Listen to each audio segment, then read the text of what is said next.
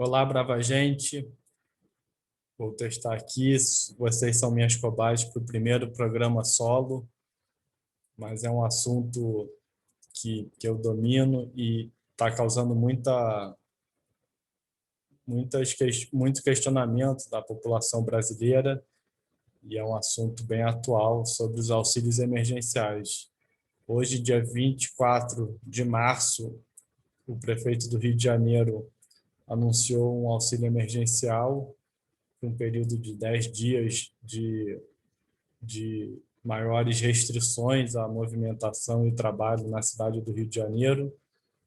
E no ano passado a gente conviveu com o auxílio emergencial também do governo federal. E, enfim, é um assunto que muito atual e que está causando muitos questionamentos. Eu sou economista, trabalho no governo federal, tenho experiência com políticas de transferência de renda, trabalho com políticas sociais e ciência da informação. Então, vou dar aqui algumas dicas e análise para vocês sobre a questão dos auxílios emergenciais. Bom, para começar, o auxílio emergencial se destaca por ser emergencial, né? Eles precisam de uma estrutura prévia. Não tem auxílio emergencial, as políticas públicas sociais, as políticas de transferência de renda demandam informações, informações de qualidade, e não tem como, é muito difícil, quase impossível um governo implementar uma política dessa natureza sem a estrutura que o país tem de informações sociais. Então, vamos passar rapidamente pela história das estatísticas nacionais, sem me alongar muito. Depois isso pode valer um programa, tem muita gente que se interessa. Os primeiros censos, a primeira estruturação de informação social vem dos censos. O Rio e a cidade do Rio e a cidade de São Paulo fizeram censos no final do século XVIII, e o primeiro censo nacional foi em 1872. O primeiro censo nacional dirigido pelo IBGE foi em 1940, e sendo que o IBGE tinha sido criado em 1938. E a década de 30 realmente é o início de um processo estruturado de coleta de informações administrativas e estatísticas.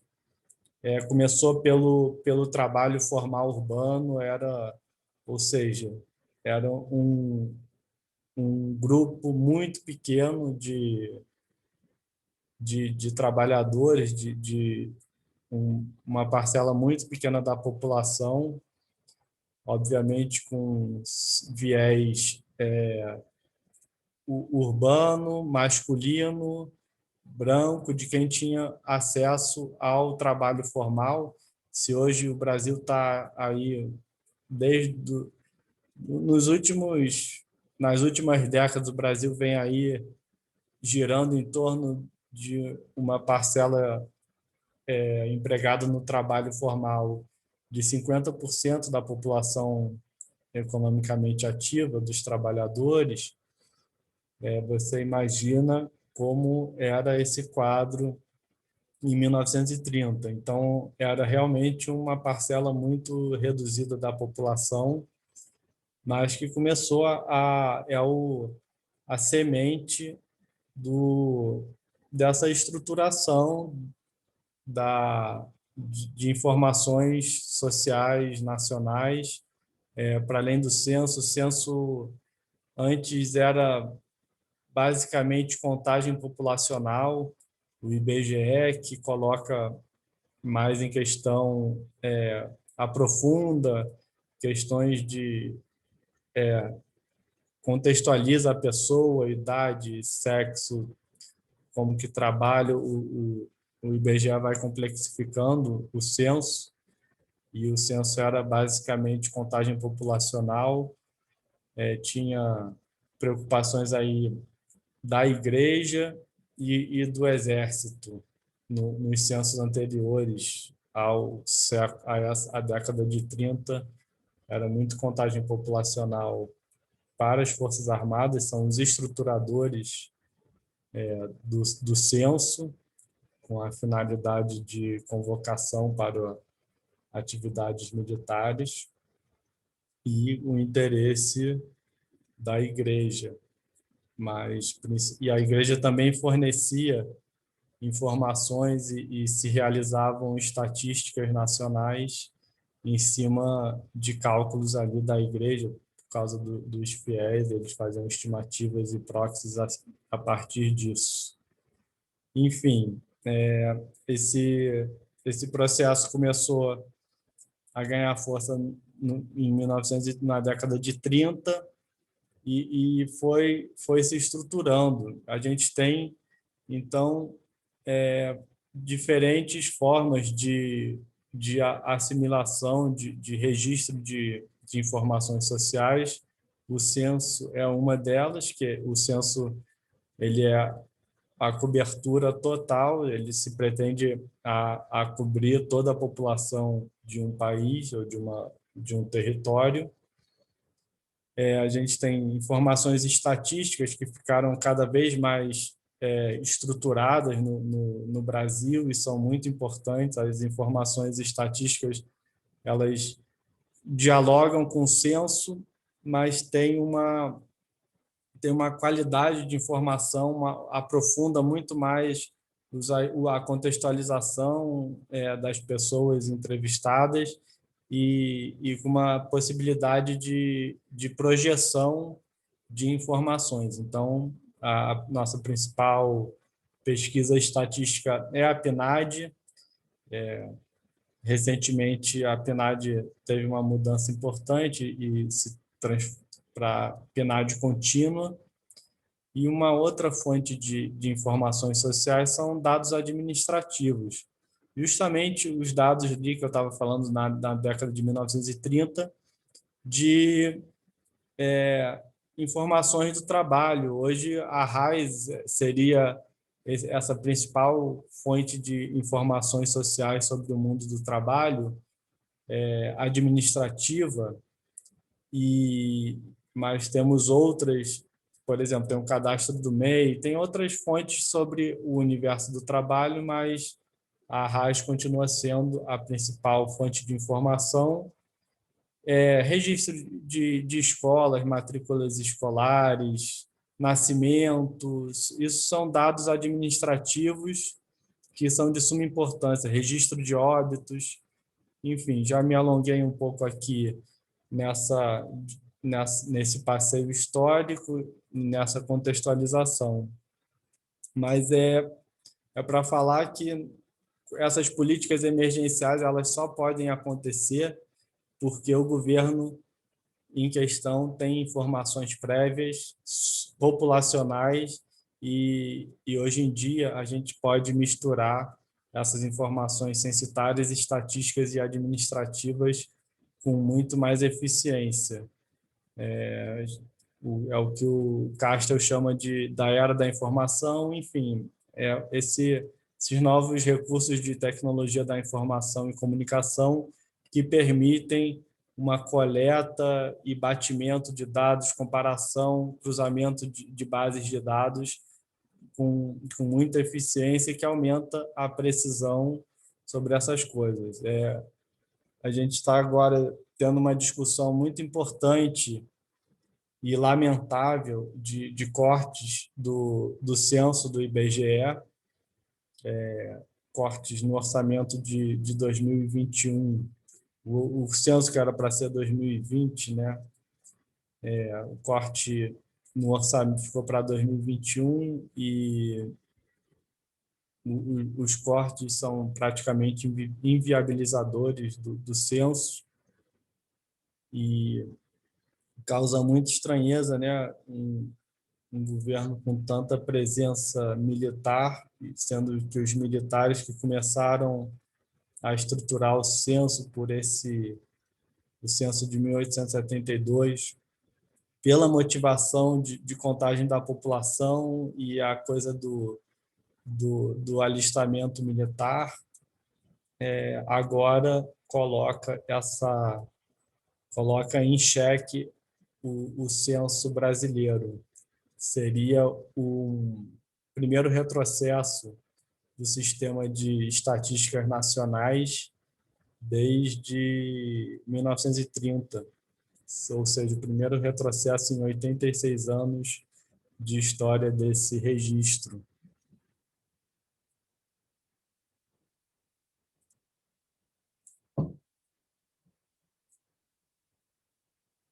E essas informações sociais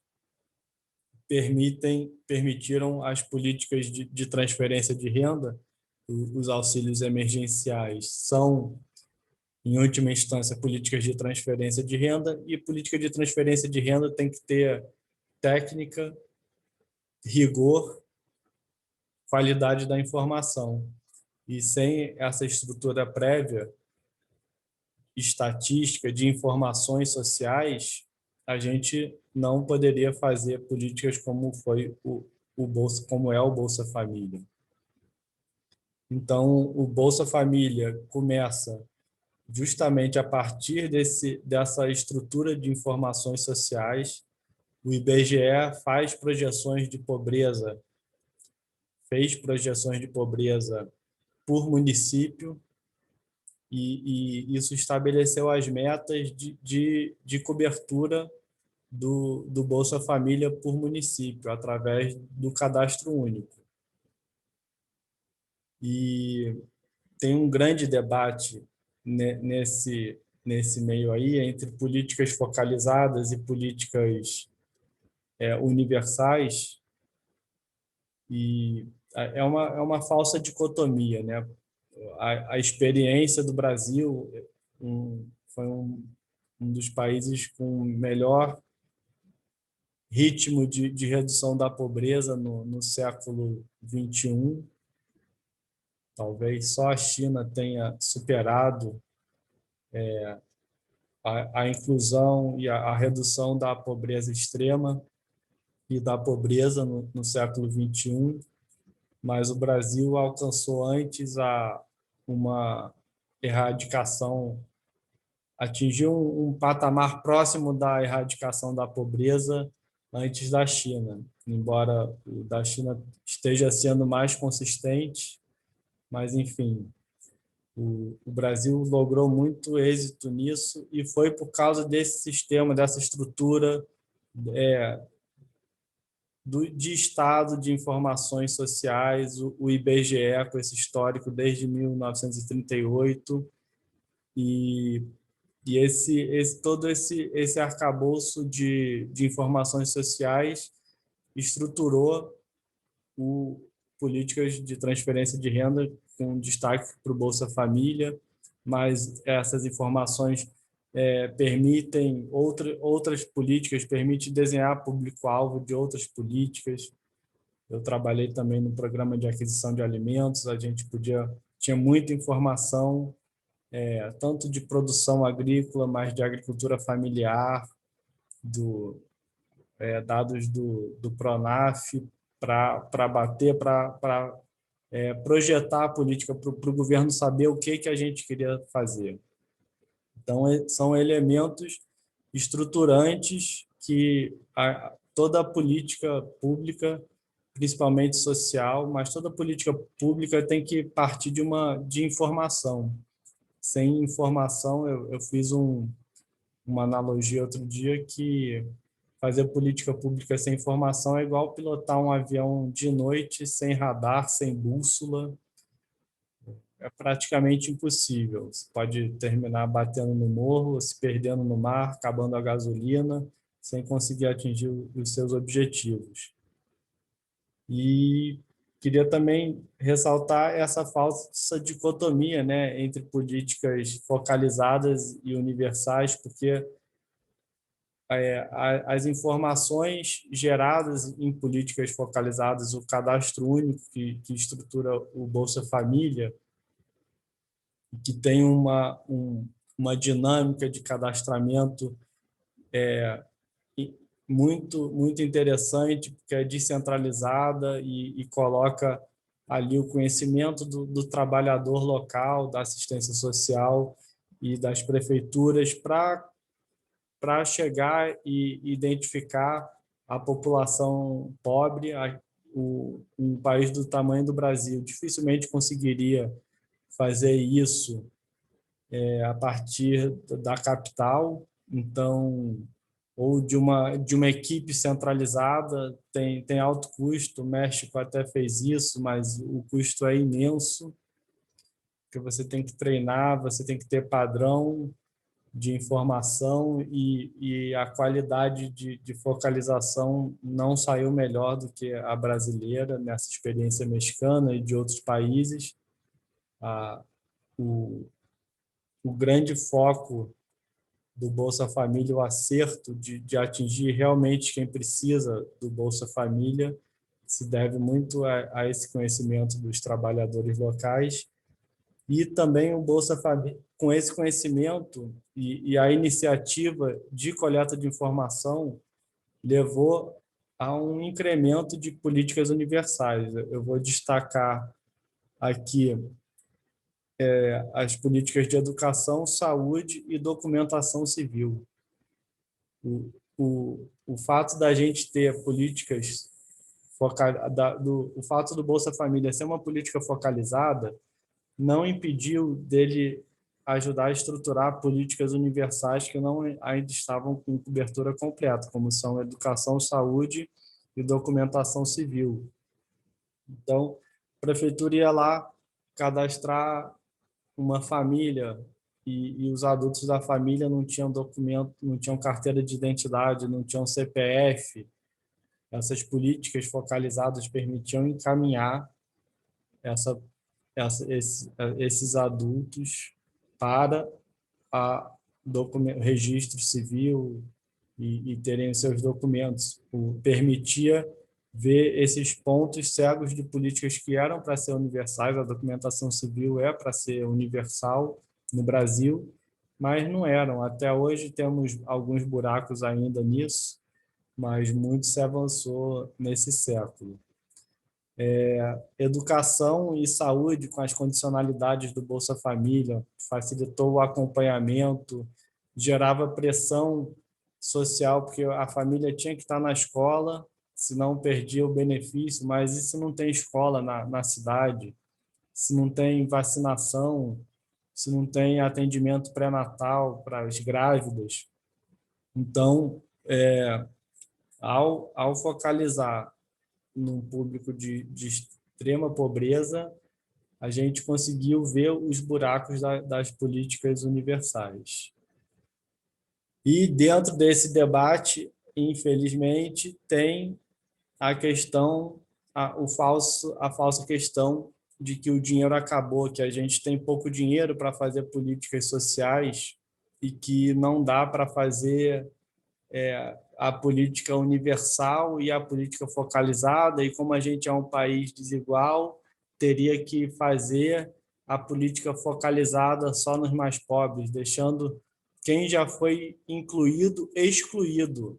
É uma lógica de enxugar gelo, mas é o argumento de uma corrente que tem base na economia do austericídio, né, vamos chamar assim, a economia do ajuste fiscal, que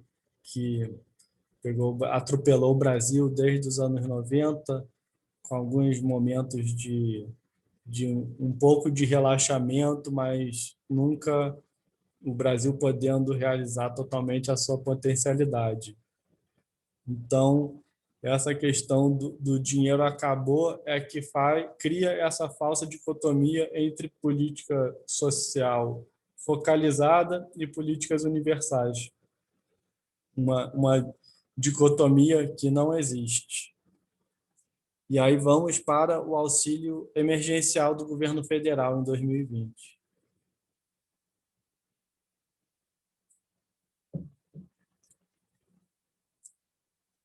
O auxílio do governo federal, eu estava, eu tinha uma preocupação de como isso seria implementado. Eu não trabalhei diretamente na implementação da política, mas a política deu certo enquanto durou, né? Foi foi fundamental para a população no momento da pandemia, para um grande número de trabalhadores e suas famílias.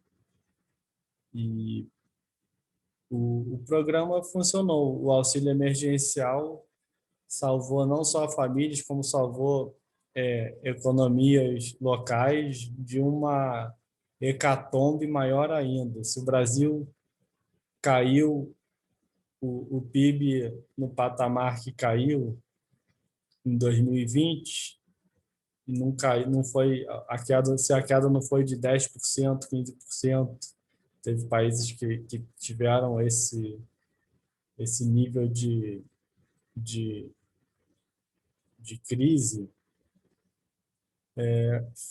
se dá muito por esse auxílio. E por que o auxílio funcionou? Porque o auxílio estava estruturado em cima do Bolsa Família. O Bolsa Família já estava bem estruturado,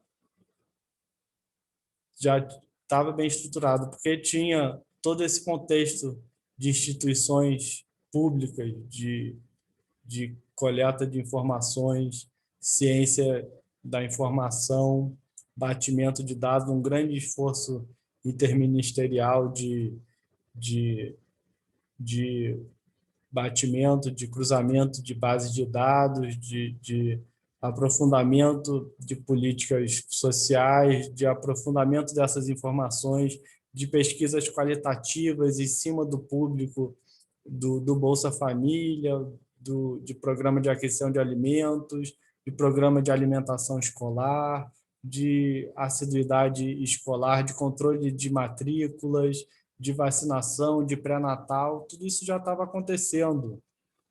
Então, esses que eu vou chamar adiante dos falsos samaritanos, que dizem que o dinheiro acabou e que a gente não pode mais fazer políticas para quem está incluído, porque tem gente excluída, aí a gente exclui os incluídos para incluir os excluídos.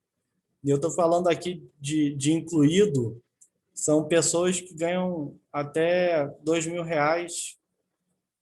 É, são trabalhadores, 60% dos trabalhadores brasileiros ganham abaixo de R$ 2.000 por mês. A gente está com 30% de desemprego, então não sei que cálculo que essa gente faz para fazer uma focalização e fazer trocas entre uma política que está funcionando e tirar dinheiro daí para botar para quem está em extrema pobreza, teoricamente. Realmente são os falsos samaritanos, o dizem que querem salvar a população em situação de extrema pobreza, mas em troca querem destruir políticas que mantêm a população, uma parte da população já acima da extrema pobreza e da pobreza. São as políticas lá de formalização do trabalho, de educação, as políticas universais que permitem uma família, a escola pública permite uma família que ganha um trabalhador que ganha um salário mínimo prover educação para os filhos. A política de alimentação escolar permite famílias pobres, permitem crianças pobres se alimentarem e terem a condição mínima de educação. E esses falsos samaritanos vêm falar que, não, corta o benefício de prestação continuada e passa dinheiro para uma política mais focalizada. O BPC atinge pessoas de idade que não puderam contribuir para a Previdência Social ao longo da sua vida por estarem na informalidade ou na miséria, e esses falsos samaritanos querem cortar isso. É um descalabro. Falso samaritano é um eufemismo. Tá? Então, ano passado saiu, e é incrível como que a mídia consegue ser rápida em pegar cientistas, pseudocientistas, para mim é pseudocientista, falso samaritano, sendo eufemístico, e coloca lá, eu fiz um cálculo aqui, estou emocionado, a gente precisa fazer mais políticas, não vou falar o nome das pessoas, mas veja lá, Folha de São Paulo, lá para outubro de 2020, por aí. Segundo semestre de 2020, saíram os artigos sobre isso, pessoas falando que o auxílio emergencial acabou com a pobreza no Brasil durante 3 meses. Durante a sua existência, o auxílio emergencial de R$ 600 acabou com a pobreza no Brasil. É claro que acabou com a pobreza, não precisa fazer cálculo. São os cabeças de planilha também. É quase masturbador de dado. Tem essa profusão de dados, essa qualidade de dados e as técnicas, os softwares que permitem a gente rodar dado, criou esses masturbadores de dados aí, que não passam no crivo, não sabem como que a política funciona, não sabem o histórico da política, não sabem como que se estrutura uma política pública, não sabem como se define público-alvo, mas tem espaço na mídia, tiveram espaço na Folha de São Paulo, no Globo, e ganharam projeção, inclusive alguns incautos da ala progressista caíram nesse blá blá blá aí, desses falsos samaritanos. E o que acontece? A gente entrou na crise com o Bolsa Família funcionando, com o Cadastro Único funcionando, e um programa que tem um erro de exclusão baixíssimo, dos menores erros de exclusão do mundo para políticas de transferência de renda. Ou seja, quase todo mundo que precisava receber o Bolsa Família recebia, quase todo mundo em situação de extrema pobreza recebia o Bolsa Família. Quando vem o auxílio emergencial e o governo coloca que vai ser automático para o público do Bolsa Família, que vai ter, isso foi acertado, mas que esse público vai ganhar o benefício lá nas regras R$ 600, entre R$ 600 e R$ 1.200 por família, e se o corte de renda é abaixo de R$ 600, é óbvio que esse auxílio acaba com a pobreza. Isso é óbvio, não precisa rodar dado para saber isso. Mas tudo bem, se quiser rodar dado para rodar a PNAD, estudar a PNAD, para ver se teve qual foi o impacto do auxílio emergencial, é claro que é válido. Mas para quem já sabe a estrutura dos dados, a estrutura demográfica, para onde a cobertura dos programas, não precisa de rodar dado, e o argumento deles de que, tá vendo, se a gente aumentar o orçamento de política focalizada em detrimento de outras políticas sociais, a gente vai erradicar a pobreza, mas vai erradicar a pobreza a que custo? Com custo para o sistema de saúde, com custo no sistema de educação, com custo na previdência social, com custo no BPC.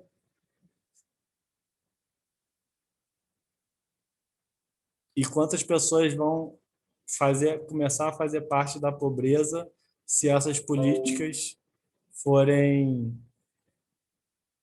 descontinuadas ou reduzidas. Então, por isso são os falsos samaritanos. Mas, voltando ao auxílio emergencial, foi fundamental, foi uma ótima iniciativa, a solução dada pelo Ministério, junto com a Caixa, ainda tem isso, tudo foi operado com a Caixa Econômica Federal, que os falsos samaritanos querem privatizar.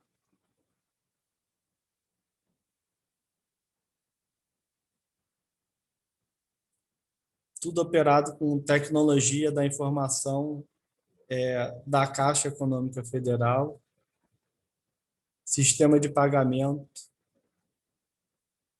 sistema de cadastro, tudo de um banco público, que esses seres aí, abjetos, no meu ver, eu acho que ao longo, conforme eu vou falando, eu vou rebaixando eles. Por enquanto, vou ficar aqui, vou tentar me manter no eufemismo, vou tomar aqui um gole para seguir em frente, porque realmente exaspera para quem está desculpem martelar nisso, mas é exasperante você construir uma política, ver a relação dessas políticas com as outras políticas sociais universais ou focalizadas, e vem uma pessoa de fora que só aprendeu a rodar dados na faculdade, nunca botou a mão na massa, nunca pisou no barro nunca viu a cara da miséria desse país e da fome, tirar conclusões rápidas e apoiadas pela mídia austericida. Mas, enfim, o auxílio emergencial do governo federal funcionou por causa de uma estrutura prévia de informações sociais, por causa de um programa que já funcionava, por causa de uma estrutura de coleta de informação descentralizada que colocava na ponta a possibilidade dos trabalhadores locais indicarem aonde está a pobreza em seus municípios. E, além disso, e foi estruturado em cima do Bolsa Família, que já funcionava, que tinha uma ótima focalização, e isso já garantia bem mais da metade do sucesso do auxílio emergencial, e foi acertado fazer assim, foi acertado apostar na Caixa, e foi acertado também fazer um software da Caixa para o cadastro de quem não estava no cadastro único e no Bolsa Família, para também ser elegível. A Caixa e o Ministério da Cidadania conseguiram articular isso em tempo rápido. A resposta do Ministério e da Caixa foi extremamente satisfatória e conseguiram fazer o auxílio emergencial funcionar, chegar em quem precisava. Tem gente que ficou de fora, mas tem que olhar o copo meio cheio aí. Muita gente ficou de dentro. As famílias do Bolsa Família, mais de 10 milhões de famílias, mais de 40 milhões de pessoas. Falando aqui número alto, para não errar. E os outros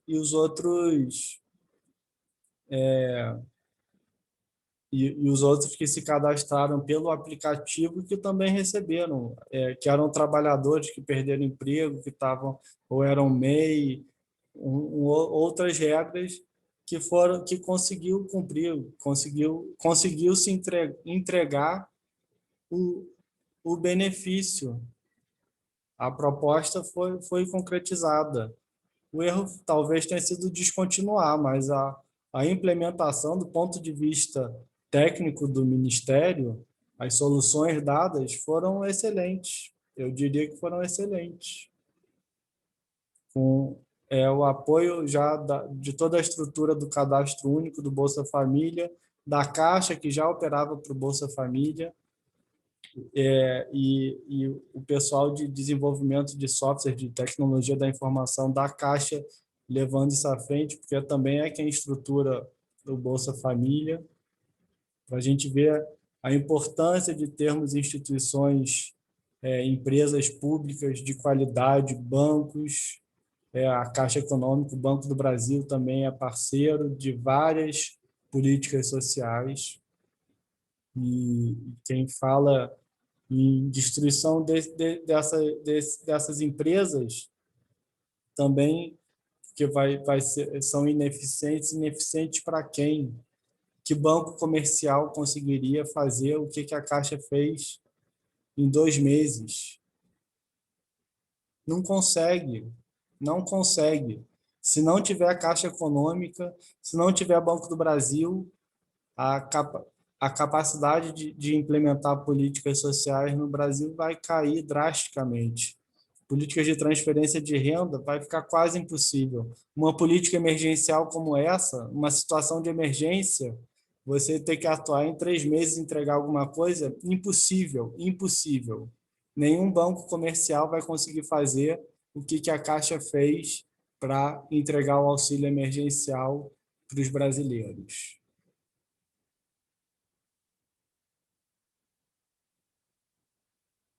E aí vamos agora, que é o tema motivador da live, o, da live não, né? O programa é gravado, o Auxílio Carioca. O Auxílio Carioca deve beneficiar 900 mil pessoas, 14% da população brasileira.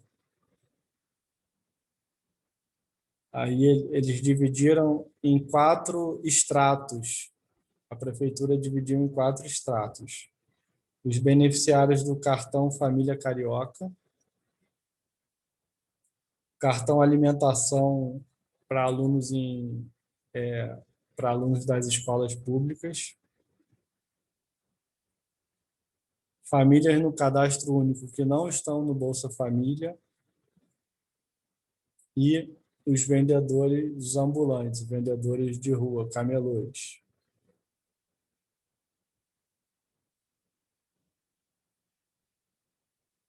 Dessa parcela, o cartão Carioca vai para 50 mil famílias, com um orçamento previsto que vai pegar do orçamento 12 milhões de reais. O cartão alimentação escolar, que vai atingir 640 mil alunos, e mais 23 mil famílias que estão no cadastro único, mas não estão recebendo Bolsa Família. Uma parte dessas famílias devem estar na fila do Bolsa Família. Eu não vi os dados, não vi os estudos da prefeitura, os microdados do estudo da prefeitura. Eu só vi a apresentação, foi uma apresentação breve, mas 23 mil famílias e os ambulantes, 13 mil trabalhadores ambulantes. A maior parte do orçamento, 70% do orçamento, o orçamento de 100 milhões, 70 milhões vai para crianças com cartão alimentação escolar, ou seja, crianças que na política universal de educação estavam cadastradas, já estavam no registro administrativo da prefeitura e já tinham um programa da prefeitura para beneficiar essas famílias. É o que eu estou dizendo. Não dá para fazer auxílio emergencial, política emergencial, do nada. As políticas emergenciais partem de algum lugar. Sem Estado, sem orçamento, com empresas destruídas, não acontece política emergencial. Você não consegue nem salvar pessoas se tiver uma enchente. Se não tiver bombeiro estruturado, se não tiver hospitais estruturados, se não tiver defesa civil estruturada, se não tiver polícia estruturada,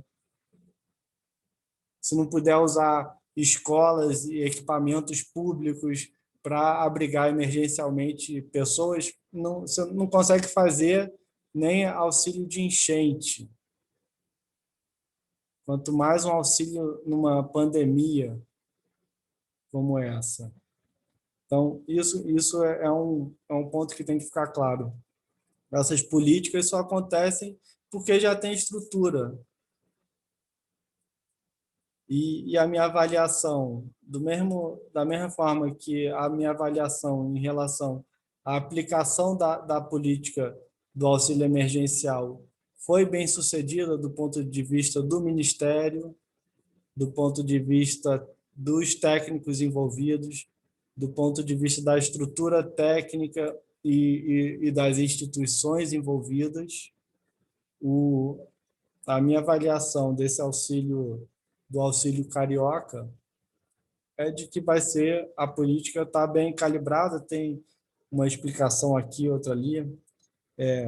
Quem está nesse cartão família, eu teria que saber mais, eu também não posso criticar, mas parece que o prefeito tinha antecipado que a qualidade desse cadastro do cartão família carioca, que vai atingir esses 50 mil famílias, não estava muito bom.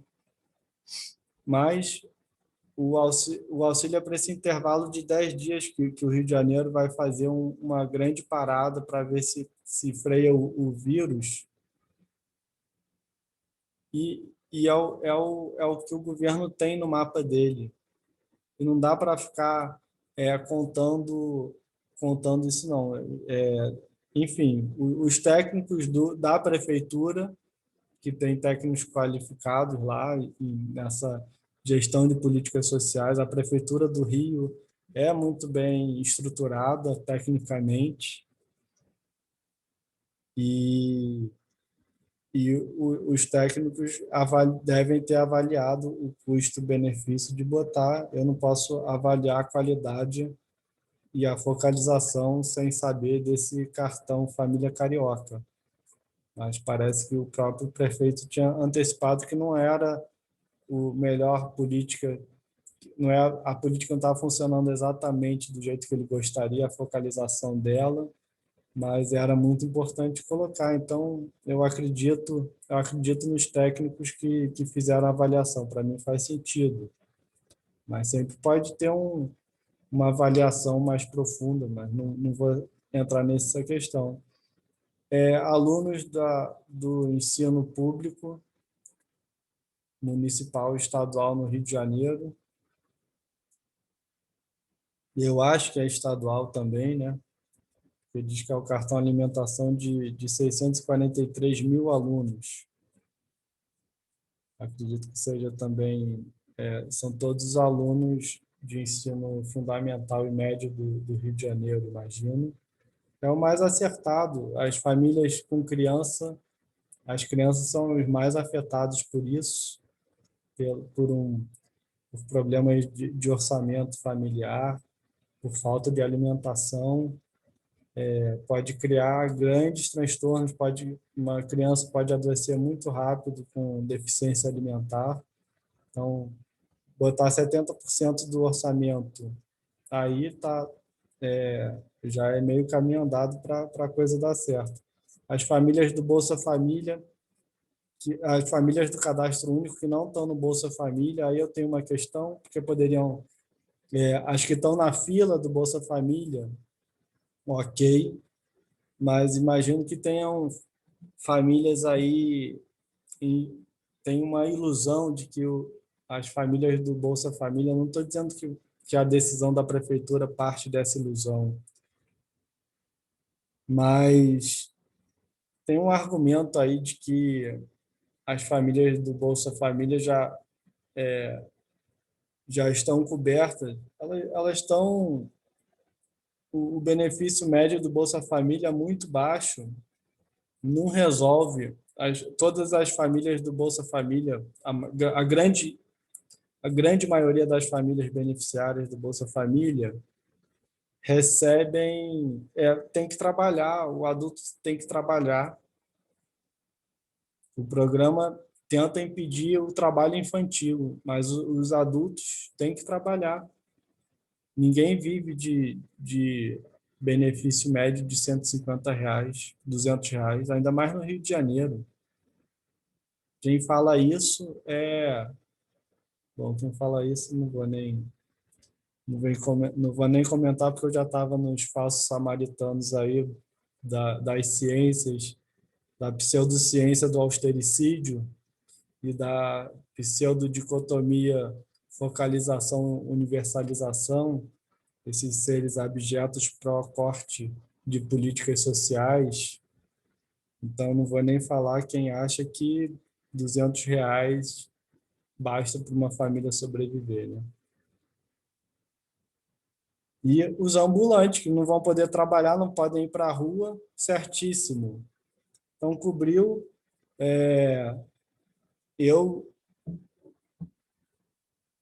eu não, na minha avaliação, o auxílio, o auxílio carioca, o auxílio emergencial carioca, né? O auxílio carioca, que vai atingir 900 mil pessoas, é uma iniciativa bem-vinda da prefeitura. O auxílio emergencial nacional foi uma iniciativa bem-vinda do governo federal. Foi pressionado pela oposição o aumento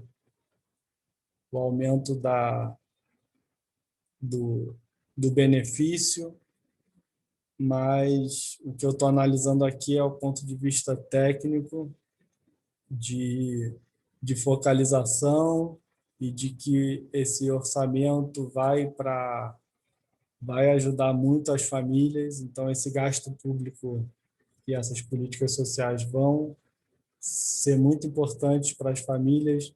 É uma sinalização do governo de que você, por um lado, está restringindo a circulação, restringindo o, a economia de funcionar, mas, por outro lado, você está injetando dinheiro na economia e, principalmente, tentando colocar isso nas famílias mais necessitadas. Isso vai ter transbordamento para o comércio como um todo, vai ter transbordamento para a economia da cidade, do município do Rio de Janeiro como um todo. E aí eu queria fazer último ressalva aqui para os falsos samaritanos e para essa história de que o dinheiro acabou, para os entes subnacionais que não emitem a moeda, realmente é complicado. O orçamento ele tem um tamanho e não dá para um prefeito ou um governador criar fontes de receita. Uma prefeitura e um governo estadual precisam de receitas fiscais, mas o governo federal, que emite a sua própria moeda, a moeda soberana, especialmente nesse ambiente de crise, com 20% de desemprego, 25%, porque o desemprego já está chegando em 20%, mas tem o desalento. A gente está próximo de 30% da população brasileira, pelo menos um quarto da população brasileira desempregada. Entre os jovens, a coisa é assustadora, é quase números que a gente via para a Europa, que achava que era um absurdo, só que lá tem toda uma cobertura social e aqui não tem. O desemprego entre jovens passa de 30%. No Nordeste e no Norte, eu acho que está chegando em 40%. É uma situação de calamidade social. O governo federal tem como injetar dinheiro nessa economia, injetar dinheiro de baixo para cima. Não vai causar inflação, tem que girar a máquina. Não, Eu desafio qualquer um a vir aqui dizer que se o governo emitir nesse momento vai causar inflação, qual é o problema do governo emitir. O governo federal tem condições de fazer aporte a estados e municípios e de manter suas políticas sociais universais e focalizadas. Então é isso, espero que eu tenha esclarecido aí as questões que envolvem auxílios emergenciais em tempos de emergência, redundante, auxílios emergenciais e o que o país precisa de estrutura permanente para que, numa hora de emergência, a gente consiga agir. Então, obrigado pela atenção, espero que gostem do programa. Fico aberto para dúvidas nos comentários e indicações, se quiserem algum outro programa em relação a isso. Mas na questão técnica, eu não vou tratar da questão política não vou tratar da questão política geral do país. Prefiro abordar nesse momento aqui, esse espaço aqui é feito para essa análise técnica e para ajudar a criar essa consciência na população brasileira de como que é possível a gente fazer políticas emergenciais, por que elas funcionam, por que a gente consegue implementar minimamente políticas emergenciais, esse é o foco. Então, o cenário aí ainda é de políticas nesse sentido. E é isso. Obrigado a todos e todas, boa noite, e fico aberto para perguntas.